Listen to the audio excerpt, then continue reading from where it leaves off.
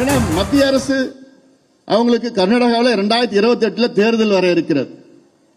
BJP கர்நாடகாவில் வெற்றி பெற வேண்டும் என்று அவங்களுடைய நோக்கம். காங்கிரசுக்கு கர்நாடகா இப்ப ஆளுங்கட்சி, காங்கிரஸ் கர்நாடகாவில் மீண்டும் ஆட்சிக்கு வரணும்னு அவங்களுடைய நோக்கம். ஆக ரெண்டு கட்சியும் சேர்ந்து சூழ்ச்சி செய்து தமிழ்நாட்டுக்கு தண்ணி வரவிடாம அங்க மேகதாது கட்டியே தீர்வோம், மேகதாது கட்டினா அங்க வெற்றி பெற்று விடுவாங்களாம்.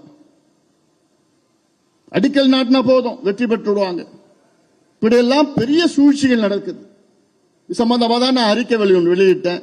2 நாட்களுக்கு முன்பு ஒரு அறிக்கை வெளியிட்டேன். இது பிஜேபியும் காங்கிரஸும் சேர்ந்து சூழ்ச்சி பண்றாங்க.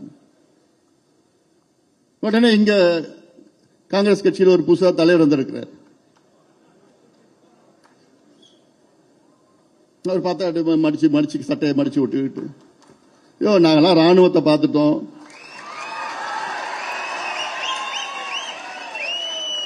துப்பாக்கி சூட பார்த்துட்டோம், தடியடியை பார்த்துட்டோம், ஜெயில எல்லாத்தையும் நாங்க பார்த்துட்டோம், நீங்க அப்ப பிறக்க கூட இல்லை, நாங்க பேசுறோம்னா அமைதியா போய் நாங்க ஆக்கப்பூர்வமான அரசியல் பண்ணிட்டு இருக்கிறோம்.